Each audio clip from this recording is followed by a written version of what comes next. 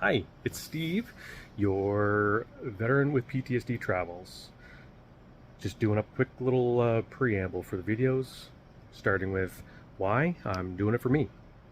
This is my healing journey, and that's what it's really all about. So, on that note, it's a healing journey. Let's try to keep the the negative comments, sorry, to a minimum.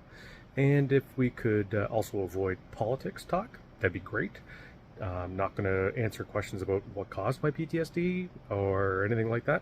I'm looking to the future, not the past, which is the first step.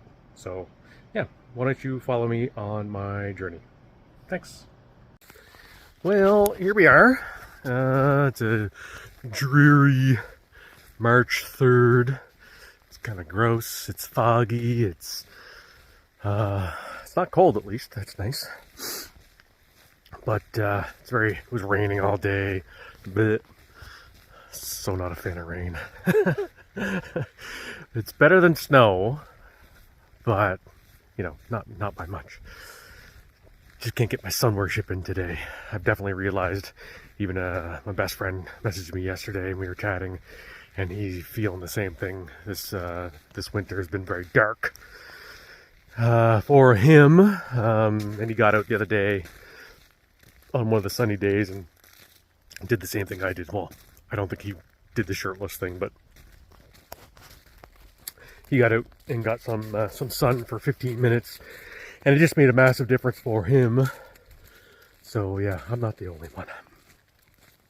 I'm the only one that has the opportunity to go anywhere else, though, which I'll be taking advantage of soon, hopefully.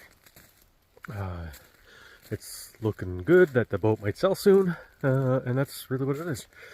And today's a good day because I've got a beef and barley stew cooking on the stove. Actually, it's in the oven now. I got her all done up in my cast iron pot, and it's in the oven. It'll be delicious. The only thing, oh no, I forgot to make bread. That would have been really good. Oh, I should have made bread. I'll make bread tomorrow morning. That way I can, because let's face it, when I make a pot of stew, it's a pot of stew, and there's enough for multiple days. And that's when we were like a family of 5. Well, I didn't make it any smaller, let me tell you. So there's still enough, there's enough stew in there for, me and the one daughter that is still at home for us to eat for a while. So I'll make bread tomorrow. That's what I'll do. I'll get up tomorrow and make bread. Now, I'm cheating. It's not homemade. It is homemade, but it's not like homemade where I need it and everything. I cheat and I use a bread maker. But I don't care. It is what it is. It's tastes delicious. It'll be yummy. And that's what really matters. So yeah, tomorrow, bread. Funny thing, sorry, this is rambly. Let's get into what's the next topic is where I ended off. I was saying how I went to Antigua less than 24 hours after I left Italy, or after I arrived in Halifax. So I'll start with what I did for a long time is I wanted to buy a boat. And people that know me know me well know that I wanted to have a boat for the very longest time.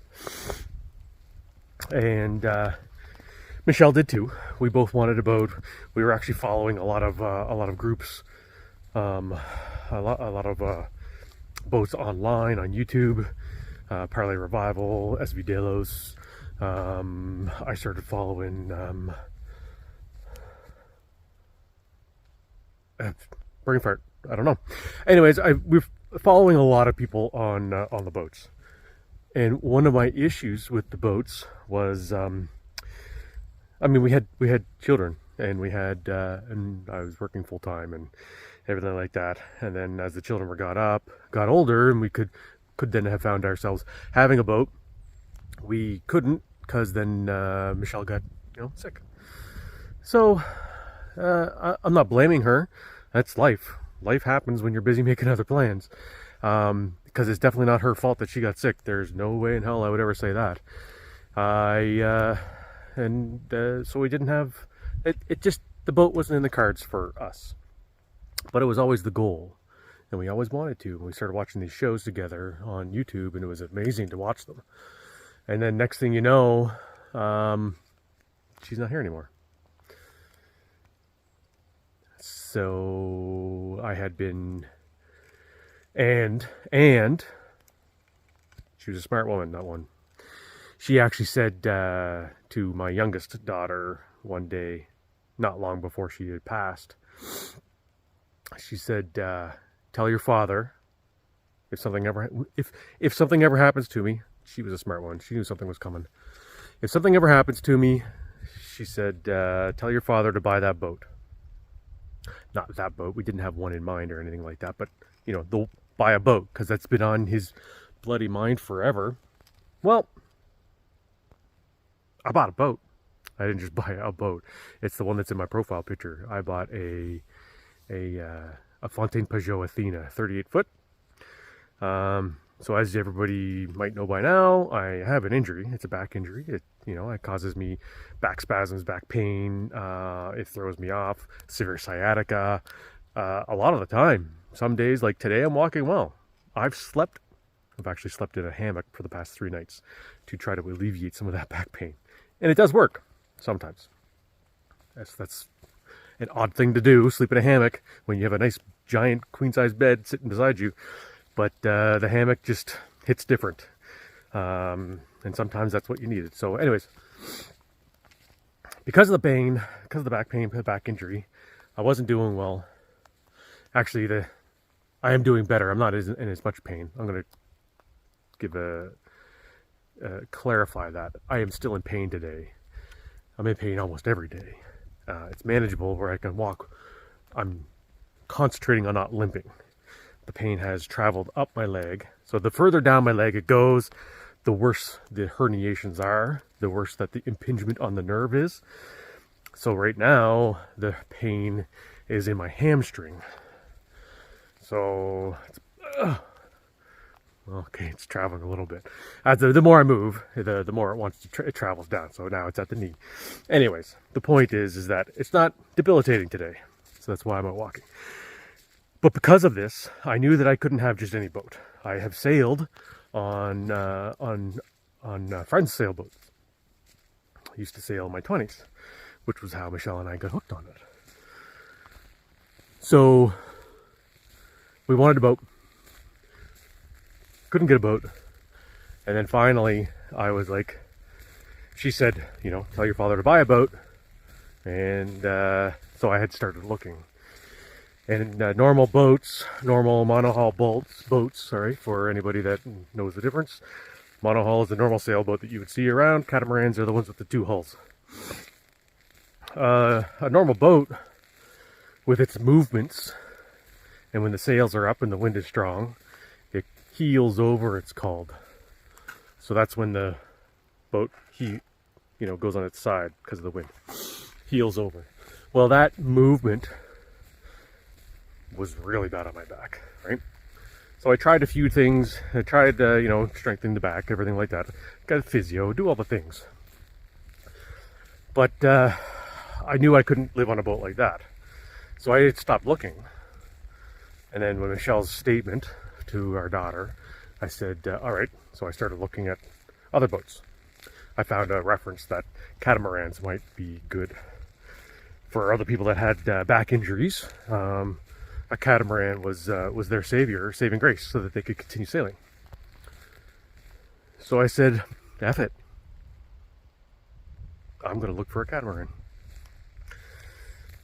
It's windy this way. I'll go back. So I started looking for catamarans. And while I was in Italy, I was looking daily at different ones. I was shopping around, getting understanding of the specifications and everything like that, and the different names and whatnot. And while I was in Italy, I found one in Antigua. It was in the price point that I wanted. Another thing what was a problem buying a boat. If you buy a boat in Canada, they brought in a new tax law. If you bought a boat over a certain amount of money, it was you ended up paying you ended up paying through the nose even more on the duties and taxes. And then you pay on top of the duties and taxes, you also pay this luxury tax. I had zero interest in giving the government any more taxes. We give them enough taxes. I zero interest in that. So I bought a boat that I readjusted my my wants and needs, and I decided that I was going to get a boat that was less than that threshold, which really curtailed my list down to certain models, ones that I didn't really want, because I had done a lot of reading regarding slamming on the hull. And that's a problem, obviously, with my back pain, my back problems. Jeepers, just hitting a pothole in the car hurts. So this slamming would be a problem, right? If it happens, continuously during sailing. So my decision was, still needs to be a multi-hull, but it needed to not be one of these ones with a low deck, bridge deck it's called. So, at that price point, trying to find, a Lagoon or a Fontaine Pajot, they were very hard to come by. One popped up, boom, in Antigua. And I was like, oh boy, first I said, where's Antigua? Antigua and Barbuda, for everybody that's asking. So that's where it was. Antigua and Barbuda is where it was, and I was like, where the heck is that? I knew it was the Caribbean, but I didn't really know where. And then, you gotta remember, let's go back to the PTSD piece here.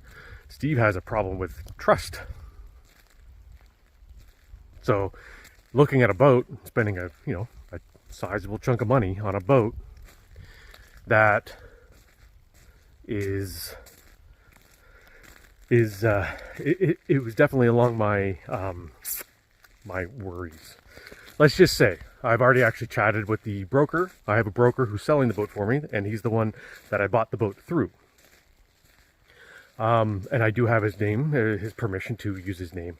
I messaged him last night. Richard Watson is his name. He's in Antigua, and he's out of English Harbor. He does. Not only does Richard buy as a broker, as buying and selling for sailboats, he is also a real estate agent in Antigua. And he's been there for multiple years. I put this guy through the frickin' ringer, and he was patient. He's a Brit, and it's easy for them. The Antigua is a former British colony, and so he's down there. They live there. Him and his wife live there now. And salt of the earth, good fella. I'm telling you, I'm not lying. I don't think he even knows how much of a ringer I put him through. But I put him through a ringer. I knew answers to questions, and then I would ask him vague questions to verify that he was telling the truth. Because I have trust issues. Not only am I flying there, but I'm also potentially giving you lots of money. I was like, oh man, this is nerve-wracking, because it's really hard for people that don't have PTSD to give trust to somebody. When you've given the trust of your your life, your family, and everything like that to an institution, and then you know what, it doesn't matter. I'm not going there. I have PTSD. I have trust issues. Point blank. That's where it is. So Richard Watson, I put him through the ringer, and he came out squeaky clean. I went so far as to I did reverse image searches. I did phone number searches. I searched everything to verify who this person was, and so then I contacted him while I was in Italy. We had good conversations. He actually sent me the survey that the boat had done on it a while ago.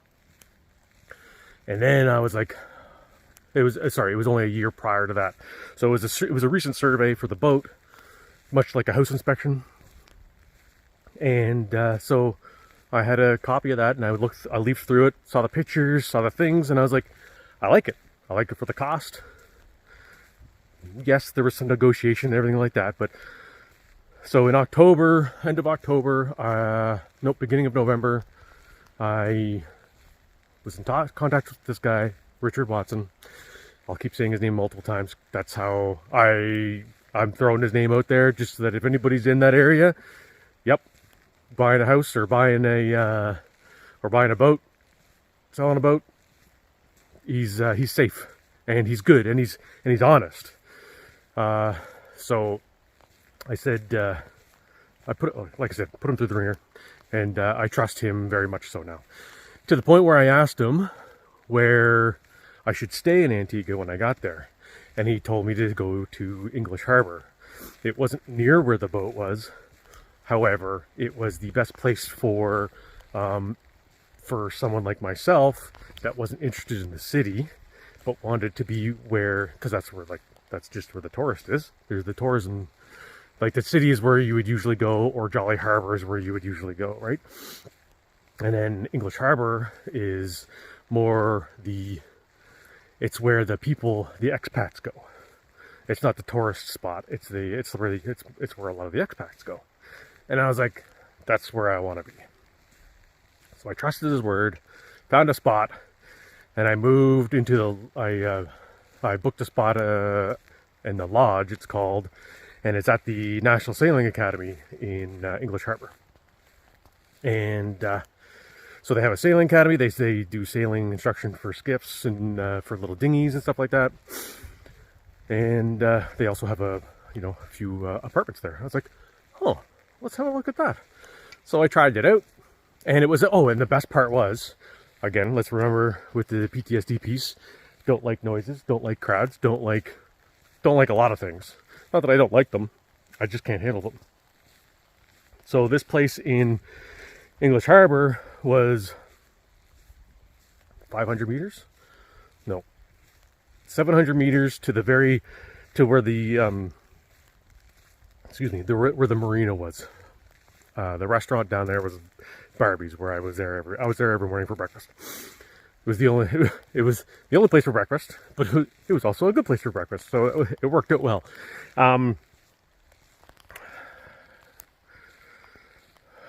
Distracted. So I had asked him where to go. I found this place, the lodge, and then I booked it. And then I told my friends in Italy, all right, I'm leaving. And they're like, you only been here 10 days. I'm like, yeah, time to go. Italy has done for me what I needed it to do. It was a great place to be. It was amazing, and I'll go back again. But it's just it was the first step, and then the second step was going somewhere else, right? Because, and this is going to be today's words of the day. I was told last night, you got to keep doing that. All right, I'll try. I'll see what I can do. Today's words of the day, I was thinking about this, is they are people and experiences. So the boat was part of this plan. Over the years, when you have a family and everything, the way that life is, you end up getting a home, you do things, you gather all kinds of stuff. And so I have lots of stuff. I have 2 houses worth of stuff in this little tiny cottage. We had to get a sea can just to put half the stuff in, because I got out of the military, we were renting on the base, and we moved into the cottage that was already furnished. So I have lots of stuff. And aside from the 5 other people that live full-time out here in the woods, not very many, 5 other families, there's no people. And because I can't drive for long, I can't get to the city. Sometimes, most days, I can't even get into town. Between my pain levels or my mental challenges, I just can't get anywhere. And so I'm lacking in the people and experiences part of life. Have lots of things. I don't have the things that are important to me. So that's when I made a vow. In order to, part of Italy was, I had made a vow. I want to get rid of things in my life. And I want to start acquiring people and experiences again. not acquiring. I'm not. You can't have people. I know that. This is the wrong century for that, and I know that that's not going to be a funny joke for anybody. For some people, and I'm sorry, but it's true. You can't own people these days. It's not okay. But what I meant is I want to acquire more friends in my life. That's a good way to put it. So I am gathering people and experiences. And I've started that quite nicely, actually. And I'm good. So that is definitely today's word. Today's, the words, sorry, of today. People and experiences. When I'm around people, I'm usually doing better. When I'm doing things that I enjoy, I'm usually doing better. Those things that I enjoy, I still enjoy a lot of the things that I would have before. I'd love to be coaching, football, soccer, but properly it's called football. Let's face it. American football should be called hand egg. Anyway, I would love to be coaching football. I'd love to be playing football. I would love to be doing all of the things that I used to do, all the camping, all the hiking, all of the stuff that I used to do that was really physically involved. I can't do them anymore. I might be able to do them again. I definitely can't do them now. So, I have to adjust the things that I was doing. And that's what I was trying to do with the boat. Back to the boat. My gosh, Stephen. So with the boat, I decided I needed to get a catamaran. That was a really long segue or tangent, but I made it back. So I decided to buy a catamaran because it moves differently in the water. And I had to get a different one because I wasn't slamming. And that's when I decided. I found that one, and here we go. So before I even left Italy, I had a ticket booked for Halifax to Antigua, and less than 24 hours after I landed in Halifax, I was flying to Antigua. Richard picked me up from the airport and dropped me off at my hotel room, and there was no turning back. It was an amazing experience, and I'll get into a little bit of that in the next video. I'm now hitting the 21-minute mark. And nobody wants to watch. Nobody wants to hear me rambling for 21 minutes. I barely even... Actually, I don't mind talking for 21 minutes. Clearly. Yeah. Actually, I heard today that apparently they're pushing 30-minute videos on YouTube. Maybe I'll do that, and then I'll get pushed out further. I don't know. Who knows? Can you handle me talking for a little while longer? I arrived in Antigua, and the first thing that happened was I was, shell-shocked. I'm like, what did I just do? But then I thought about it again. I remembered myself talking about people and experiences, and I was like, okay, this is what we're here for. We're building up the experience bank. This is the whole point. So next thing you know, was it that evening? No, it was the next evening. I got there on a Friday, I think it was. Doesn't really matter. The next morning, we got up early, and Richard brought me over to look at the boat. Fell in love. Loved every minute of it. And I explored it. I looked at everything. I compared the survey notes to the actual condition of the boat. And it was awesome. I loved every second of crawling around on that boat. And it felt like this is where I needed to be. I need to be here on this boat. And then on the way back to the hotel after that, we were driving, and Richard asked me if I wanted to attend the Tot Club with him that evening. And at first I was like, I don't really know. What is it? What is it? And PTSD. Have a bit of an issue with ex-military people sometimes not knowing when to stop talking about the military or the government or politics. A lot of military people they're very one-track minded, and they want to, when they get a topic on their brain, they want to keep going. And I didn't really have a lot of interest in that. And he said, no, that's not what everybody here for. They found each other because most of them were, ex-forces. So the TOT, basically the TOT Club is from the Royal Navy tradition, having a tot of rum. So that's what this is. It's a tot of rum shared. They read the Royal Navy news of this day throughout history, and then and it's actually pretty interesting to hear it.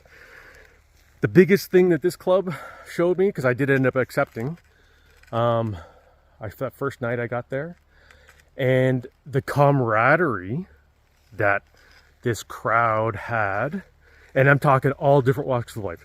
They weren't all sailors. Most of them are sailors. I'm not talking Royal Navy sailors. I'm just referring to the sailing. Most of them own sailboats. Most of them are sailors. You don't have to be. You don't have to be British. You don't have to be, you don't have to be ex-military. You just have a lot more in common with them if you're some of these things.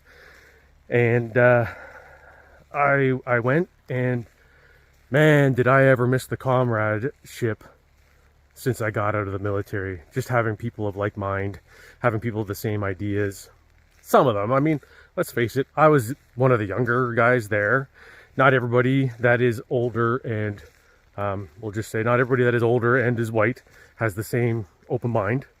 But you learn who those people are, and you just, and that's okay. I'm not saying that everyone is like that. Some people are like that. And let's remember, every walk of life and every community that you ever join has people in that same bracket, right? So I got there and I found people of the same mind as me and the same, ilk, that were just interested in having a weekly gathering, or actually it's a daily gathering if you want. They gather every night in Antigua. They have a schedule of a bar that they go to, and it was just fantastic. So as somebody with PTSD and was really struggling with a loss of identity, because throwing this out there, not trying to make anybody feel bad, but as soon as I got out of the military, all my friends dumped me. That's how it felt anyways. Not all of them. That's a draft. I have to stop doing that. My therapist tells me it's not all or nothing. It's not a black and white world. So stop talking in absolutes.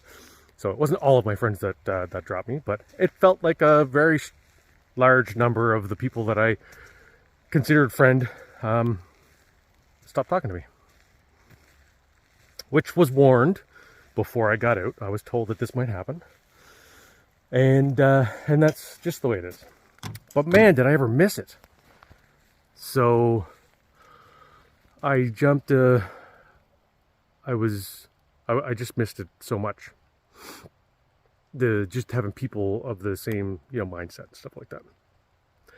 So next thing you know, not next thing you know. Anyways, I went during the whole week. I was there a couple times actually, to the Dot Club.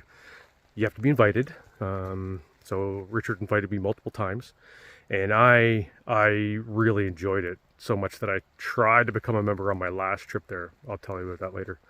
But it was really good. Like it was excellent, and it was nice to be out and about. It was nice to be doing things. Until it wasn't. And this is not a Talk Club problem. This is a Steve problem. When I have, I wouldn't say that I'm damaged goods, but I have things wrong, and one of them would be that I have I have a brain injury, and mixing alcohol with a brain injury isn't smart. Now, do you do the tot? Yes, you do the tot. Do you have to have the beer before the tot? No, you don't. I did. Do you have to have the beer after the tot? No, you don't. I did. So, that was when everything went kaput for me in that aspect.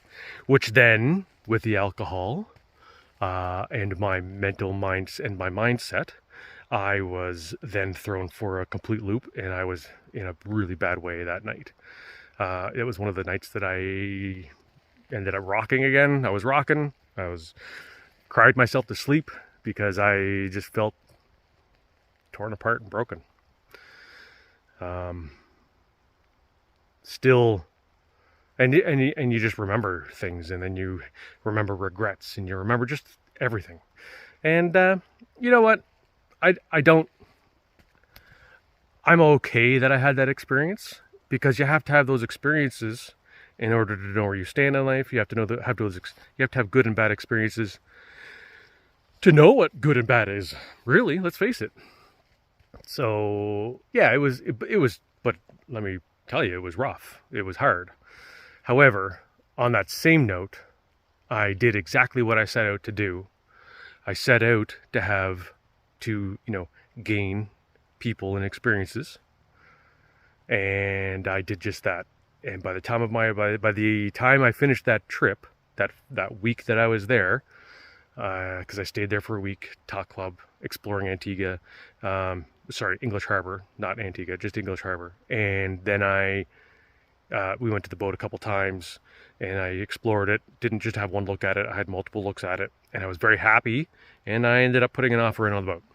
Not going to talk money, not going to talk turkey, not going to talk cost or anything like that, because it doesn't really matter.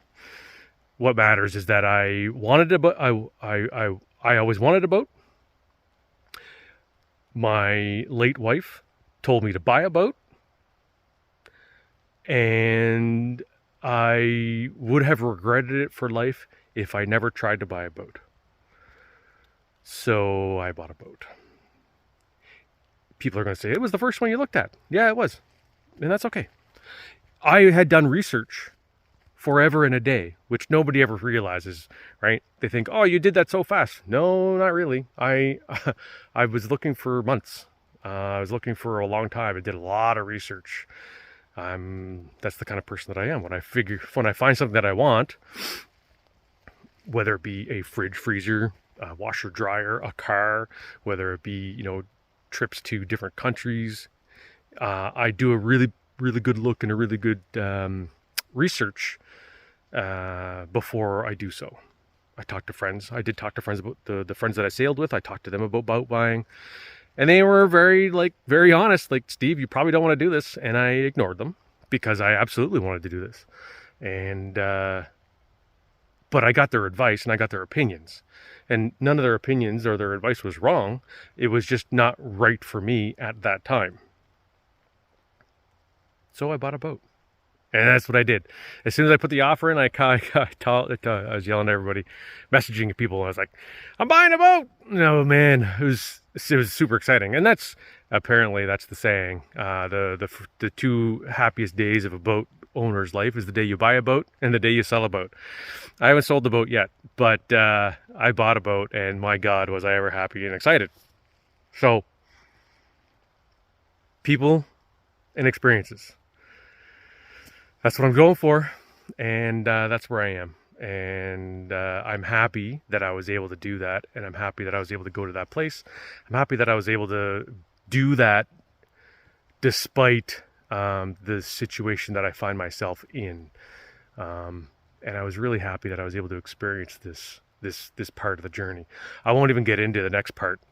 This is long enough rambling, and I'm sorry. If you're still here, congratulations. Again, you're patient people. But yeah, I'll get into how magical Antigua was for me tomorrow. That island turned me around.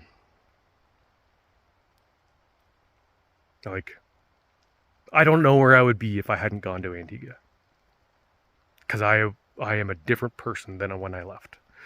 Every time I went down. And then I came home. I ended up doing 3 trips. Again, I'll get into that later. I came home just a new human.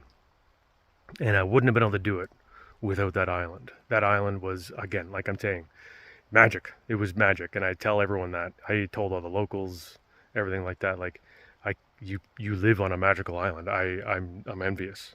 So, anyways, thank you so much. People and experiences. That's what we're going for, and that's what I did. And the experience that I'm having now is my hands are cold and I'm going in. Thanks for hanging out with me, and I hope you made it through. I'm sure someone will. Someone's got the patience to make it through. I'm not sure who, but someone does. And you know what? I love all of you. You're gonna say, but you don't know me. It doesn't matter. Love you. We're in a good we're in a good place. Yeah, I'm in a good place. Just people and experiences. We're going from there. I hope everyone's doing well.